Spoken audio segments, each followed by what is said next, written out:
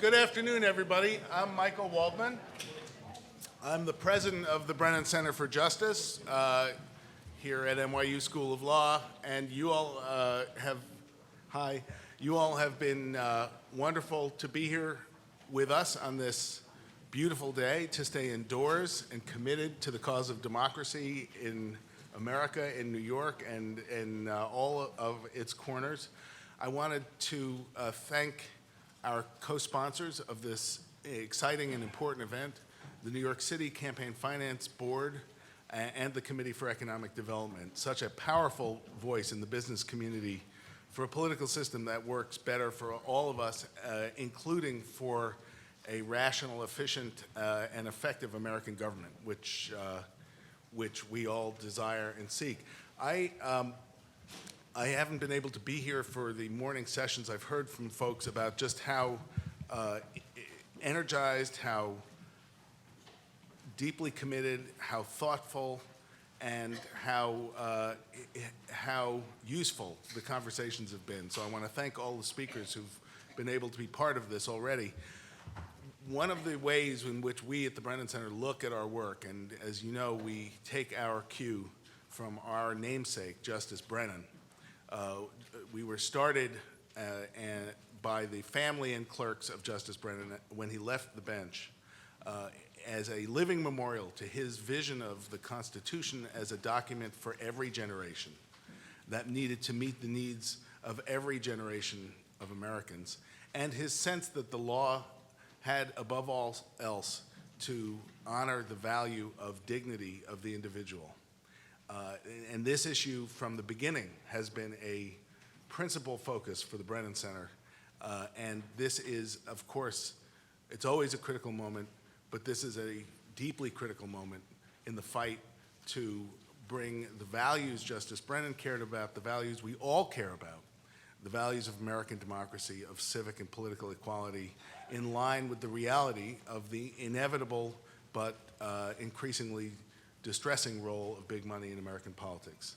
And understanding, too, that as part of the way we learn at the Brennan Center about the topics on which we work and the body of knowledge from which we draw is history. And Fritz Schwartz talked a little bit about the recent history. I'm very fond of something Mark Twain is reputed to have said, which is that history does not repeat, but it rhymes. There are patterns that recur and responses that recur. Notice I said he's reputed to have said. It may be that he never said it, but we'll keep using the quote till it's proven otherwise. So many of the challenges that we face today at a time of democratic aspiration and increasing change, increasing inequality, and increasing governmental difficulty are things that happened here in this city and in this country 100 years ago. Folks have talked about the progressive era as an early time when there was ferment and original institutional creation and institutional responses on these very issues. And it's an interesting thing being here in New York City that the Tillman Act, the original responses, the original federal campaign finance laws and state and city campaign finance laws, so many of them flowed out of a scandal that is forgotten in significant measures now that I've been reading up on for a book that I'm finishing. It was the life insurance campaign scandal, and this was a big deal. It was a kind of, in its magnitude, it was a combination of Enron and Watergate. And it was, as many of you know, the revelation that the three big life insurance companies had secretly given campaign contributions to Teddy Roosevelt's presidential campaign in 1904. And this was shocking news. And it was actually at a very packed hearing in the Aldermanic Chamber, which is now the City Council Chamber, down at City Hall, that Charles Evans Hughes, who was just a lawyer hired by the state legislature of New York, grilled J.P. Morgan's right-hand man, Perkins, about this mysterious contribution. And when Perkins finally fessed up and said this contribution was a campaign contribution to the RNC on behalf of Teddy Roosevelt, This was an explosive scandal. People were arrested. Careers were launched, not just Hughes, but Brandeis and so many others. It led to the enactment directly of the Tillman Act at the federal level, campaign finance laws all throughout the country, and a whole host of other regulatory laws. And that check that Charles Evans Hughes held up in his prosecutorial way was for $48,000. And that is, even now, that would be about $1.3 million. So as we think of the scale of the threat to the ideals of American democracy that we face right now in the post-Citizens United era, we are not in a moment where we are near the problems, near the challenges of the Gilded Age. At least in this one numerically quantifiable way, we are way beyond where they were in the Gilded Age. What's exciting about that history, though, is there was a response, and that the response came in so many ways through innovation, through governmental innovation, through policy innovation, beginning at the state and local level, and ultimately moving to the national level. And I know that that is what you all have been talking about. We know that, and are very proud that in New York, certainly the public financing system has worked, we believe, so well.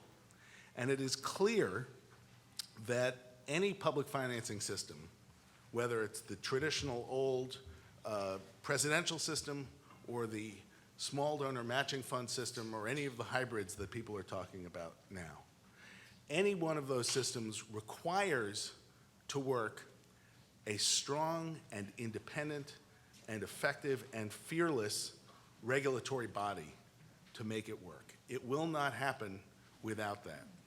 And we know from the lessons all over the place, good and bad, that those regulatory bodies to succeed depend on institutional structure and institutional culture and institutional leadership to make it work. And I know Fritz talked about a number of those things.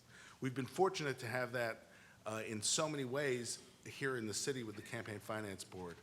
The political regulatory bodies that have worked all over the country have had in one way or another those same factors.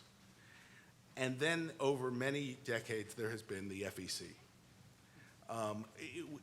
Any of you who work in this field of campaign finance know, you will hear a lot about the law of unintended consequences. People who don't want to do much of anything will talk endlessly about the law of unintended consequences. The condition of the FEC today is not a proof point for the law of unintended consequences. It is an example of fully intended consequences. This is one of those rare government agencies that works exactly as its creators hoped it would work. It was an agency structured to have tremendous difficulty in achieving its basic mission. Over many years, it achieved some of its basic goals, but as we know, in recent years, for all kinds of reasons, including having to do with the increased polarization and partisanship in Washington, it has found it harder and harder to achieve even the most basic of results. Our keynote speaker, who we're privileged and delighted to have with us today, has responded to this reality with a strategy that is highly unusual for senior government officials: the truth. She has decided to tell the truth to the American public about what goes on at the FEC. She understands, based on her career, but her recognition of the reality at the FEC, that educating the public and being clear about what is and is not possible is actually one of the highest duties of a public servant. And especially in a almost surreal situation like we have at the FEC right now, it is doubly and triply important. Anne Ravel is currently the chair of the FEC. She is the chair for 2015. She has been a member of the commission appointed by President Obama since 2013. Before that, she was the chair of the California Fair Political Practices Commission, one of those state regulatory bodies that have so much to teach folks in Washington about how strong and independent regulation of political rules can occur. She was a very well-regarded and highly effective lawyer in state government and other contexts on behalf of consumers for years before that. In 2007, the State Bar of California awarded her the Public Attorney of the Year award for her work. We are greatly appreciative to her for being here with us, for speaking truth to power, even as she's the power. And we look forward to hearing from her about the FEC and its role in this long fight. So thank you so much.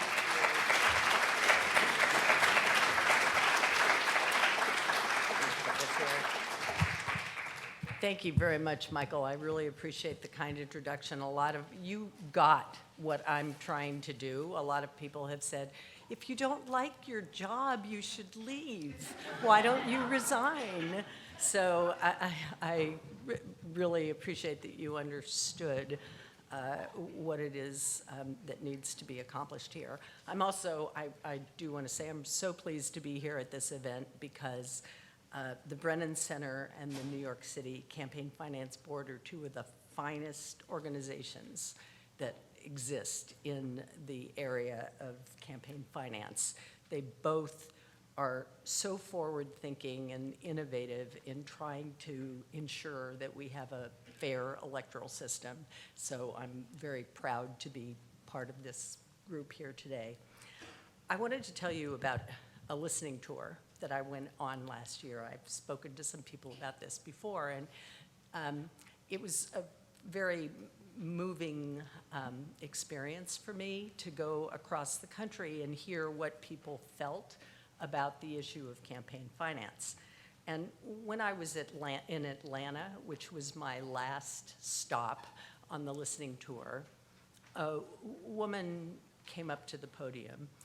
She said that she had not intended to speak, but just wanted to come and listen to hear what people were thinking about the issue of campaign finance.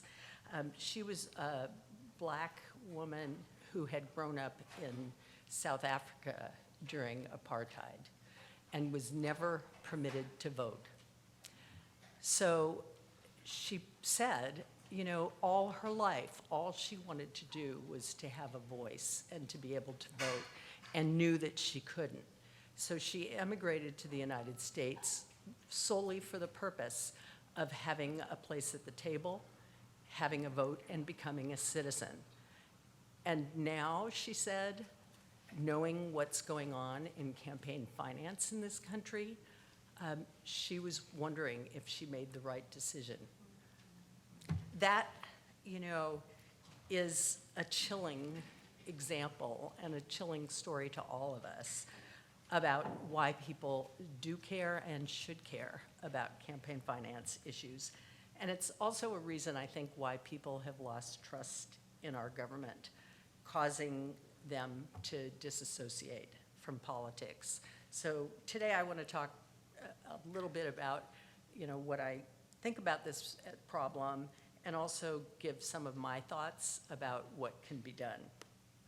When I first got to the FEC, I did what I often do when I embark on something about which I know very little, which is a new experience, and that's to talk to everybody in the field about it so that I can get people's insights and advice. Interestingly, I don't remember most of the advice I got when I came, but I do remember something that I was told by a very prominent Washington, D.C. campaign finance lawyer who said, nobody cares about campaign finance issues in this country. And I didn't believe that then, and I certainly don't believe that now. I think people are concerned about campaign finance and its impact on democracy, but they just don't know how to channel their concerns. You probably heard it this morning. I missed the morning session, but you may have already heard this. A recent study showed that 96% of Americans are concerned about the role of money in politics, but 91% of them think there is nothing that they can do to change it. But my experience, and I was mentioned that I was in California, with dark money demonstrated to me that people really do care about it, and they were so glad that the California Fair Political Practices Commission was doing something to reveal the sources of an anonymous midnight $15 million campaign contribution that was made to a ballot measure committee. And also, I mean, the fact that popular media talks about campaign finance is a sure sign that people care about it. Of course, we know about Colbert and The Daily Show, but this season's House of Cards even mentioned the FEC, which I think is kind of a dull subject for a TV show. But as Frank Underwood, and I just looked this up, I honestly don't watch this stuff, but as Frank Underwood is undertaking the presidency, he says that he needs to raise some funds, but he realizes just killing people isn't sufficient to get to be the president. So he says he would rather slit his wrists than listen to a big donor talk about policy. And later, he's asked by a cohort if he can do something about super PACs, because super PACs are having an impact on their party, and it's difficult for them to get ahead. And Frank Underwood responds, "I'm not the FEC. I can't wave a magic wand." And I want you all to know, in the interest of full media truth, that I'm the chair of the FEC, and I can't wave a magic wand either. But another from my era, The West Wing, had several episodes about the FEC. And one of them that I think has led me to think deeply about, really, not that I'm getting this deep thought from TV shows, but about the purposes of campaign finance.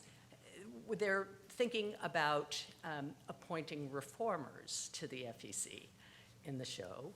And one of the president's advisors on the show is seen holding a book by Gary Wills about the lack of trust of the American people in government. So, polling and media alone show us that the public does care about the issue, but unsurprisingly, I think, because of what the media and others talk about incessantly, it's the sheer amount of money in campaigns that seem to be concerning people, despite the fact that we know that the present system of campaign finance effectively requires people to raise large amounts of money in most places in this country. And also because the United States Supreme Court has focused on the issue of corruption, many people, and so lots of people have taken to speaking about that issue about corruption. I think many people believe that their public officials are corrupt. So they essentially despise who they themselves have elected. And then they throw up their hands and think that nothing can be done and that government itself can't be trusted and has no value. But in my view, it's not the total amount of money that's the problem in campaign finance. The issue is where the money comes from and what the effect is on public policy from money coming from a very small slice of the American public. As I said, I believe that trust in government is the ultimate purpose of campaign finance laws. I'm a government person my entire career. But you look at when trust in government was at its lowest point in this country after Watergate, 34% of people were polled who said they didn't trust government to do what's right. And then Congress established the FEC, and I do have a little bit of disagreement with Michael. I think they established it to be an enforcement agency, to enforce the laws because there weren't any after Watergate, to restore trust by having full disclosure of campaign finance transactions, and to encourage participation in politics by ensuring fair elections. But now, trust in government is at an all-time low. In 2014, only 24% of Americans, in response to that same poll, said that they trusted the government to do what's right. Much less after one of the biggest government scandals in this country. The number of people who vote in this country is now at a low that is the equivalent to the previous low in World War II, during World War II. And as you heard, I'm from California, and while this was an off-year election, there was a recent election on a very important charter change in Los Angeles, which is, of course, one of the biggest cities in the country and bigger than many countries of the world. And the turnout for that election was 9% of the registered voters. The influence of money in politics is contributing to this low level of trust. The number of people of all political views, Republicans, Democrats, Independents, who say that they don't vote because their votes don't count, has become really high. They feel that their $5 contribution doesn't matter when a few millionaires or billionaires can pour thousands or millions into campaigns and drown them out. Unfortunately, I think this belief, because it's a belief, has kept young voters away from the polls. A couple of weeks ago, I was asked to speak to congressional interns, and of all people, you would expect congressional interns to really care about politics and about government and be involved. But at the end of my speech, a number of them, a kind of shocking number of them, raised their hands and said, you know, I don't vote, what's the point? So that, too, is kind of striking to me. But another important aspect of this, and I'm not sure if it was talked about today, is campaign contributions themselves. The number of donors in 2014 to federal candidates declined by 11%, or 96,000 donors, while the average contribution rose to an all-time high. 1% of the people gave a third of the campaign contributions in the midterm elections. And I think having people contribute to campaigns is an important aspect of our democracy as well. There was a number of years ago, not in the campaign finance field, but relating to the Haiti earthquake response, a Pew report that was done about the people who gave really small contributions to the earthquake relief of Haiti. And what they found was people who gave as little as $10 contributions, and a lot of people did, standing in line at Starbucks, texting their contributions, those people became so involved and so concerned about what was going on in Haiti. They followed it in the news, and even more significantly, they talked to their friends, to their relatives, and talked them into contributing as well. And I think the same thing works in campaigns. The same thing works for politics. And so I'm concerned about the lack of contributors. And of course, as was discussed, a lot of people in this country, and I myself, and many of you here today, are probably frustrated by the well-known dysfunction at the commission that I chair. And some, I think this is where I disagree with Michael, would say that it was set up to be dysfunctional, but I don't actually believe that. I think they're mistaking the word dysfunctional with bipartisan. It was actually set up to be bipartisan, not to deadlock on votes because one group votes as a block and refuses to allow anything to happen. So as a chair, I'm frustrated about this because I know how important it is to have an agency that provides full disclosure of campaign contributions. We know that transparency increases confidence in government and allows people to vote in ways that are consistent with their views. Lack of transparency forces voters to make decisions without all the pertinent information and increases disassociation from our political system.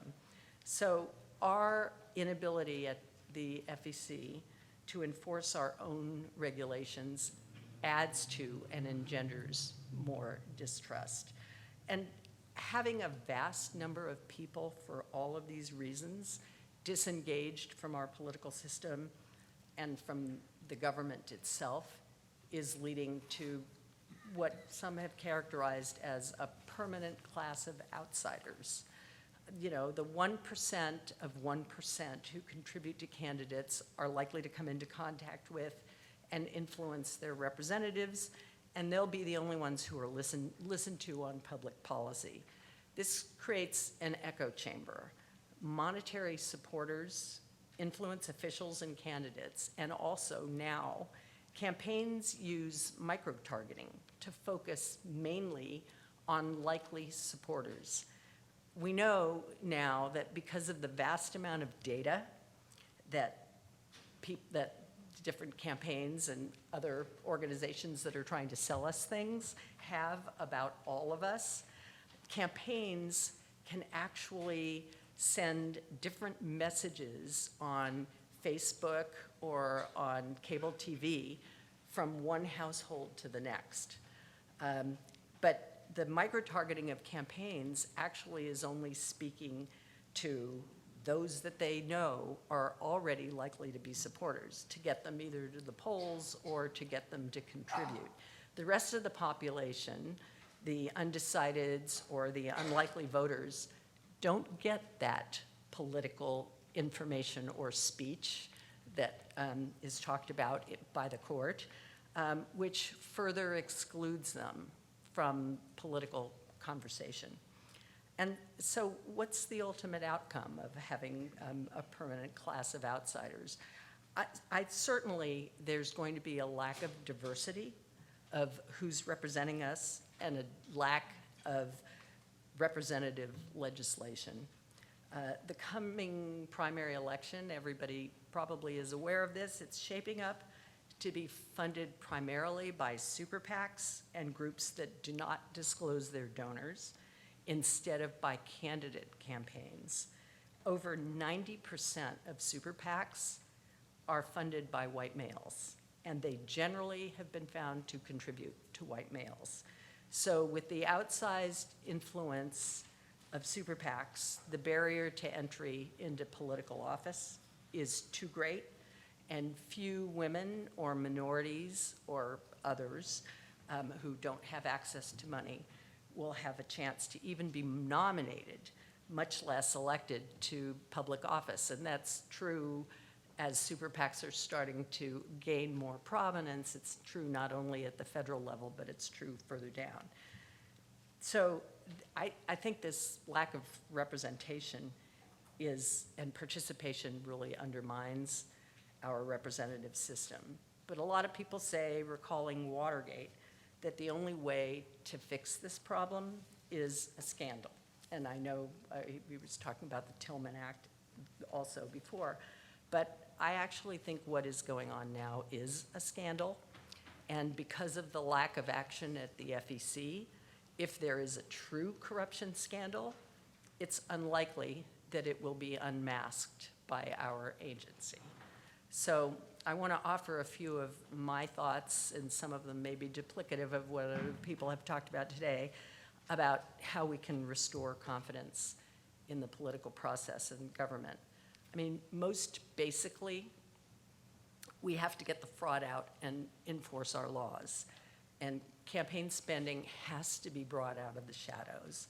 We should require campaign disclosure of campaign spending by all the groups that engage in it. Obviously, you know, disclosure isn't the only solution to campaign finance, but disclosure is really important, I think, in engendering trust. And government needs to boost transparency. With regard to the FEC data should be available immediately. We should require electronic filing by all spenders, and we should make the data easy and accessible to use. And we're working on that, but we should be going faster. But to do these things, we really do need a cop on the beat. And I think that perhaps, and there are other proposals about reforming the FEC out there, but certainly Congress or the president could establish a blue ribbon commission to propose reforms at the FEC, including replacing holdover commissioners, of which everybody is a holdover commissioner, except me. But, so that's not for personal reasons.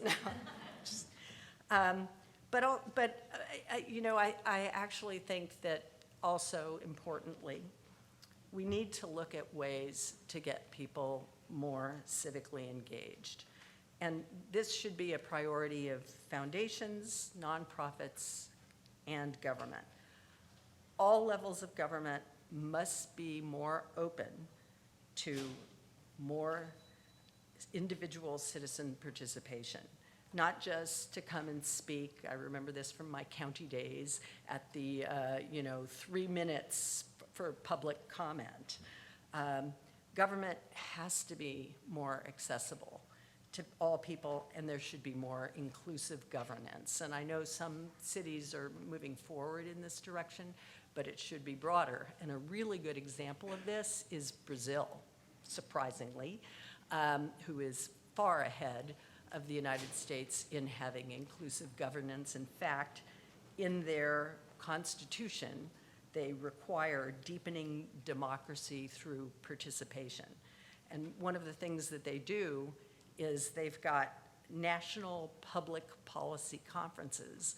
Sometimes 1,000 of them are run simultaneously in cities all over the country to have deliberations, and then ultimately out of the deliberations, policy reports on issues affecting the country, which then go to the state level. They have representatives that go to the state level and talk to the state officials about them.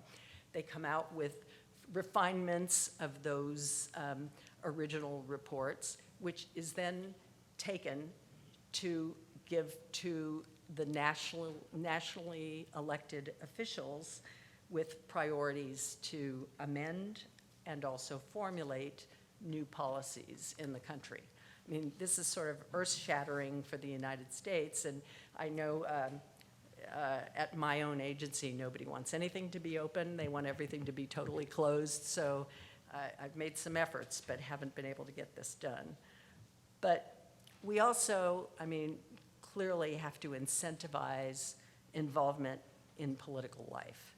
We have to look carefully at tax credits or small donor matches to level the playing field and encourage politicians to campaign to and work for all voters, not just the ones who are making large contributions. And we have to expand the arena, encourage ways to allow women, minorities, and others who don't have access to money to run for office. Parties have a really big role in this, and encouragement of parties would be a good thing. I also think that technology can have a major impact in getting people involved. For example, there's a group, I know CrowdPack is here, and they certainly are involved in this, and you spoke. But Nation Builder is an app that helps people organize political support online without a lot of money, and that's been extremely effective. And there's another group that I love what they're coming up with. It's new, but its brigade using games and BuzzFeed-like questionnaires to let people know, based on their answers and how they play the game, you know, and they then have an algorithm that says, these would be the candidates that you might support, and would you be interested in supporting them? Not with money, but just to indicate your support to them publicly, which would, they're hoping, have millions of people, because millions of people respond to those silly BuzzFeed questionnaires. I know I do. And so, you know, they're hoping that millions of people will sign on to support candidates and help to not only get people engaged, but also to go around the system of campaign finance.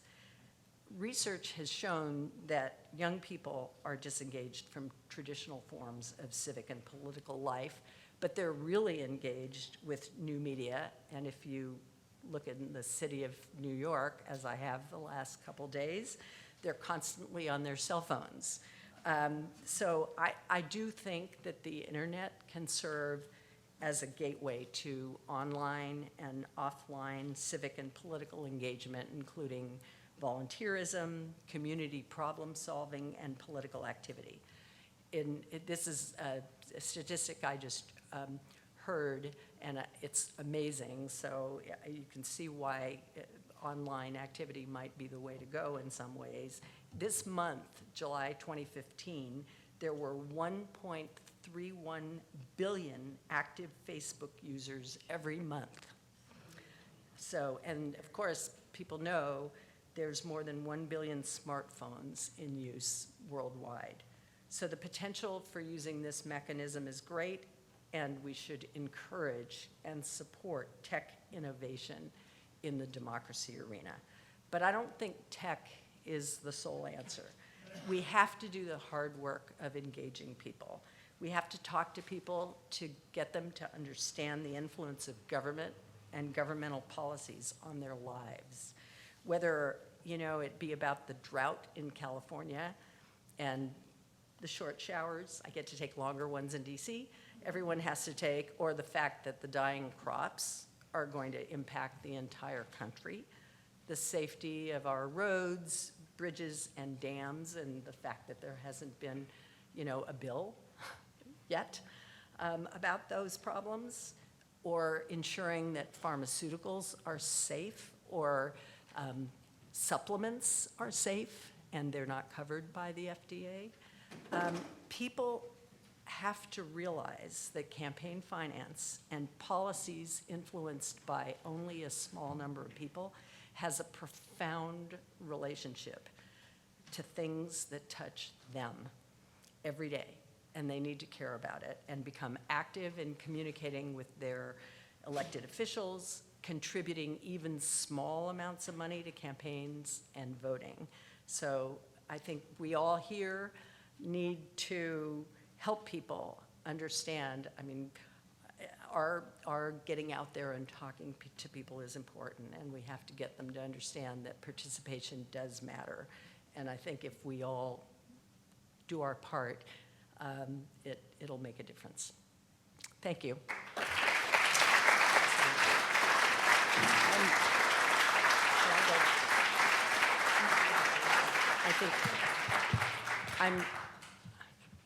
I don't know if there's any questions. If people want to, I think someone's back there with a.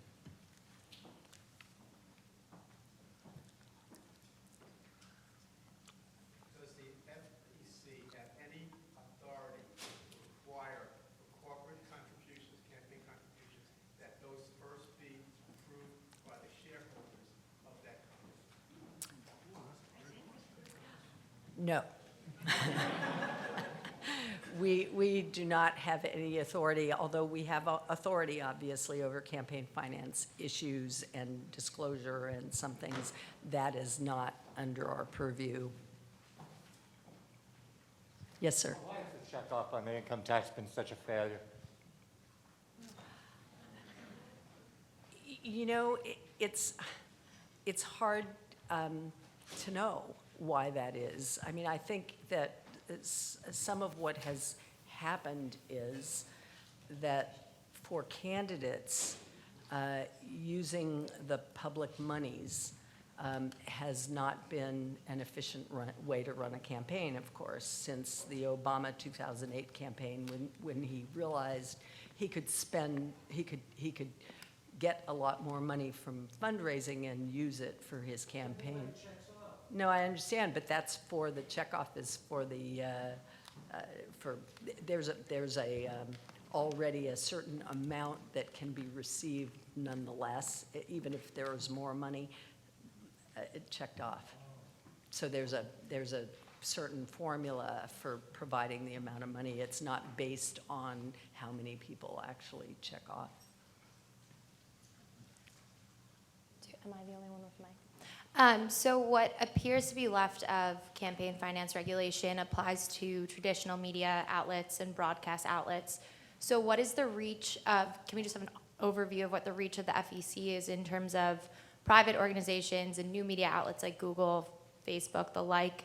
And also, is there concern that it's unlikely, but say Google or Facebook had completely impartial regulations about propriety or something that could have a disparate impact on the political arena and silence certain political voices and emphasize others, and what could the FEC do to keep the political arena fair, and is the FEC sort of in conversation with these organizations? It's a complicated question because clearly there is no prohibition, and it would be under the purview of the FEC to look at some of the issues that arise in new media and the impact of new media, in particular with respect to disclosure and ensuring that there is no corporate contributions, for example, excessive corporate contributions or contributions to particular candidates, for example. But I'm saying that with a little bit of carefulness, because we have had some issues arise relating to campaigns on the internet. And I myself wrote a statement, which I thought was fairly innocuous at the time, saying that it would be important for us to talk to technologists, talk to others in the community, and come up with a thoughtful policy about the internet and other technological advances that are being utilized for essentially campaign finance purposes. And I was, I should say, vilified, and it was said by one of my fellow commissioners that I was trying to censor the internet, and as a result there was a barrage of really angry, threatening, misogynist responses to me about it, and suffice it to say, nothing has happened.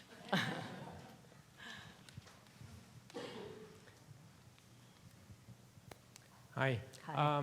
I agree with you about what you said about using technology. I teach information technology in graduate school, and my students are typically between 20 and 30 years old.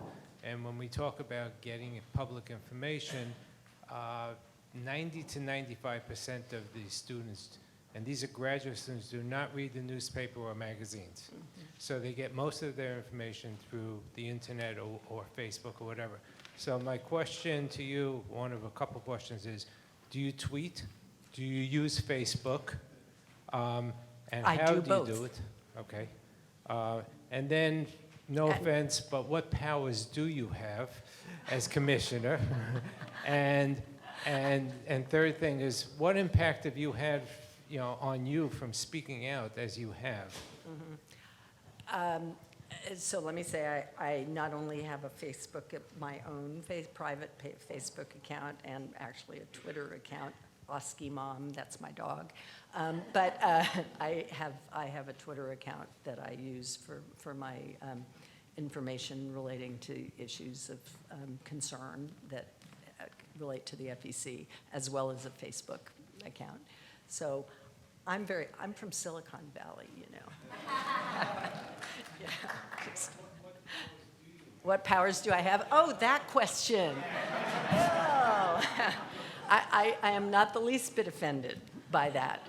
I am one of 6 as a commissioner and even as a chair. The chair's powers are exactly what I'm doing today, which is talking to you all and setting the agenda. But even that is kind of not a really strong power because people tend to hold over items on the agenda because they don't want them to be discussed interminably, like years interminably, many, many years. And so that is not really a power. And so really my power is 1 vote and the ability to speak out. And have you gotten a lot of, Backlash? Yes, I have. But I've also heard from a lot of people, you know, sort of regular people who say, it's really great that you're talking about this. And despite the stuff on, you know, House of Cards and West Wing, most people have no idea what the FEC does. And a lot of people now do. You know, they understand that this is an agency that has what I consider to be breathtaking import in our democracy. And people didn't know it. And of course, it's true over the last 10 years, it hasn't done its job.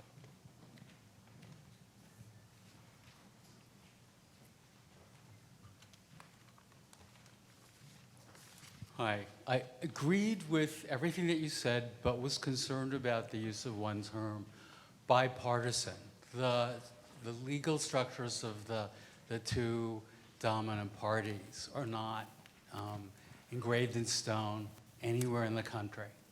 And this is turning off a lot of people, particularly that goes beyond the presidential elections were taken out of control of the League of Women Voters, a respective group, and are simply a plaything for the 2 parties.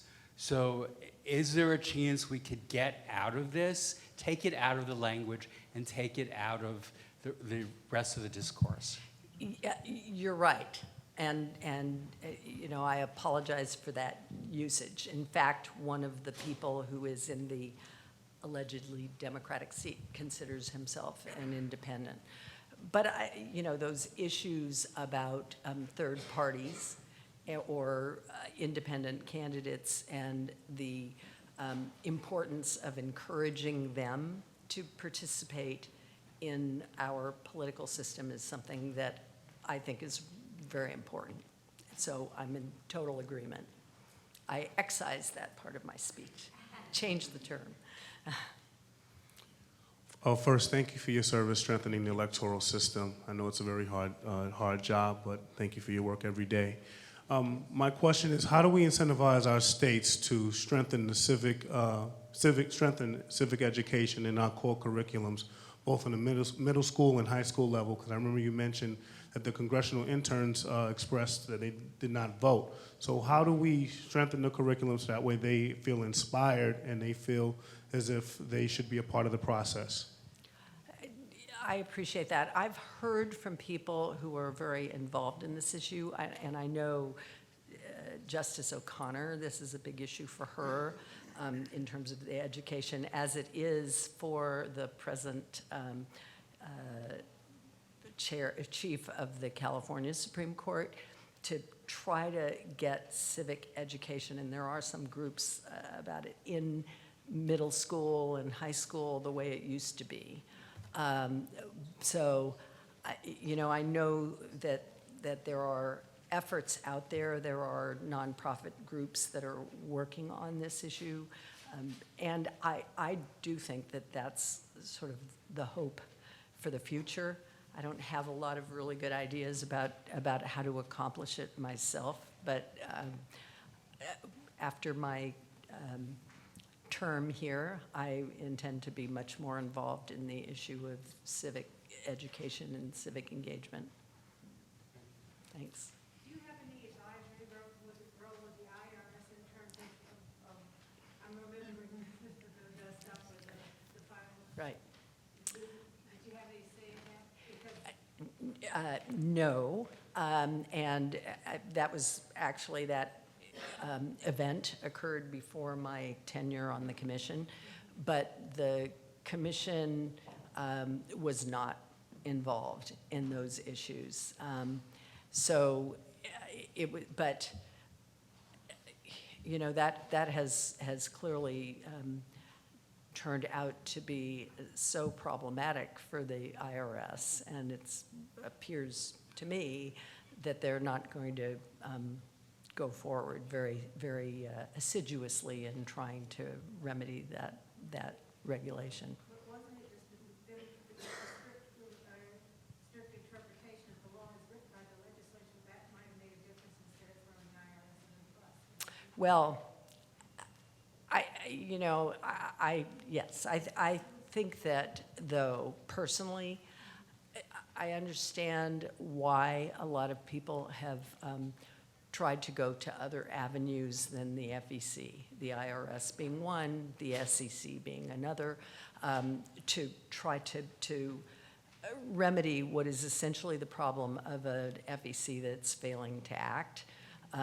But I personally think that it's the job of the FEC to oversee these, if they are political committees, and thus if we actually did our job, we could deal with that problem. A lot of people are saying that we can't, but we could. Hi, Ann. Hey, Adam Smith at Every Voice. First off, thanks so much for your honesty about the problems with the current system and the current agency. I think it's really refreshing coming from a public official. Second, this is less of a big picture question and more of a, I just spent a week rifling through FEC reports question. Is I know that you one of your priorities has been to make the website better, make the data more accessible, and I have definitely seen some of that so far, and I was just interested to know if there's anything else coming down the road, or if you could talk a little bit about your work on that. Yes, thank you. I appreciate you raising that. When I first got to the FEC, I tried to find something on our website and was unable, I know Michael Malvin can find it, but I couldn't find it. But I couldn't find it, and I have 3 executive assistants who are lawyers who've worked there for some time to see if they could find it. They couldn't find it. And so we had to go down to various levels of the FEC to see if we could find this information. So that gave me the clue that we needed to do something about the website. And when I was in California, I worked with Code for America, and we had some hackathons at the FPPC, and we're trying to improve the provision of information. And I thought, we could do the same thing at the FEC. It's more complex, but more information, but nonetheless. So I actually went to meet with Jennifer Palka, who was at the White House Innovation Fellows, the head of it at the time, from Code for America, and she put me in touch with 18F, which is through GSA. They're trying to do more open data, have a much better API so that other users of our data can actually build on our system because it's open source and find whatever they want. We've put out a first test of it, but we're planning many more. And the website is going to continually improve, I promise you.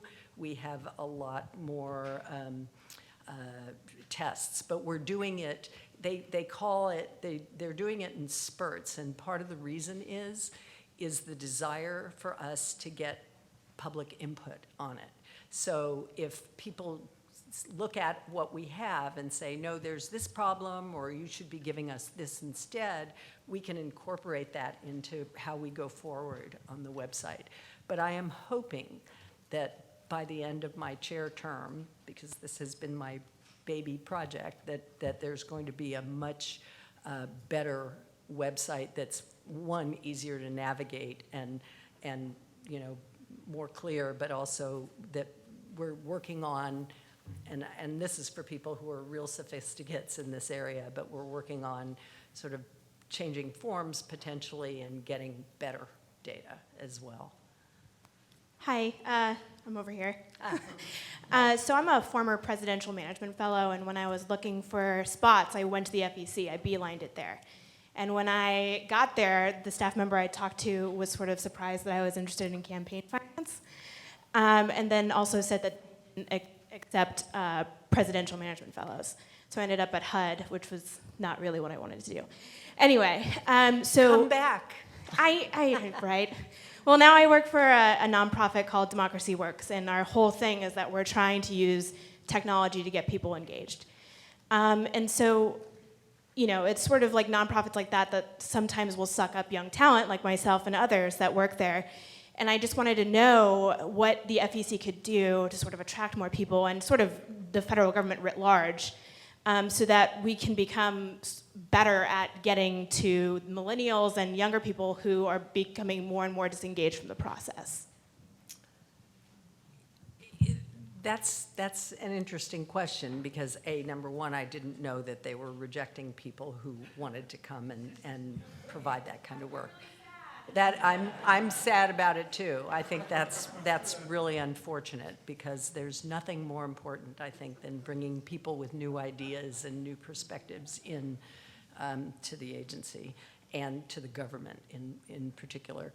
So, I'm sorry to hear that. And I hadn't thought, I've been trying to open up the FEC just to more public involvement, but I hadn't thought of it in terms of employment and bringing people in. I have personally, I want you to know, hired high school student this year for my summer interns, someone from high school, someone from college, and two people from law school. So most people just get law students, and I want to reach deeper and get people who are interested in these issues and get them excited about it. So I'll think about ways to do that. I appreciate your question. Hi, I'm Nicole Gordon. We met a few weeks ago. Oh, hi. I was the founding executive director of the Campaign Finance Board here in New York City. My question is about audits. My understanding is that federal law prohibits the Federal Election Commission from doing random audits of campaigns. By contrast, as you, I think, know, in New York City, every single candidate is audited, and nonetheless, mistakes and outright criminality are identified every year, every election. And I'm curious to know what kind of audit program the Federal Election Commission does have, and what your level of confidence is in the veracity of the data that you have as a whole, given that you can't conduct random audits. Right. Well, we do have the ability to look at every campaign has their RAD analysts. They're called Reports Analysis Division analysts, and they do sometimes. They certainly work with the campaigns to try to get them to understand what the rules are and to comply. And sometimes they will make referrals to audit with regard to things that they find that are clearly problematic. So it's certainly not a random audit, and it is true that the audit capabilities of the FEC are limited, and they're sort of a complicated point system and the like. And I'm happy to share this with you offline a little bit, and so that everybody doesn't go to sleep. But It's, you know, it is, I think it is an issue that there is not that stronger ability to be able to determine if there is something really problematic going on. So,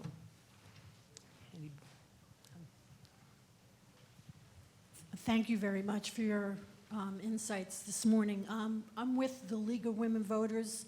I'm on their board of directors, and I'm offering our help, and perhaps we can sit down and talk about how we can get people more civically engaged, including education, because I think it's areas where we could work together to make that happen.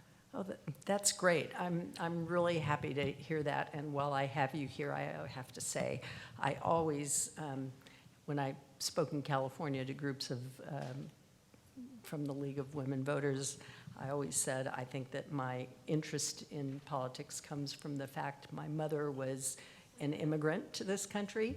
And when she became a citizen, she was so excited, and she immediately joined the League of Women Voters. And that was a big factor in my political education. So I have a lot of respect for the League of Women Voters. Thank you. Anybody else? Great. Well, thank you all very much. I appreciate it.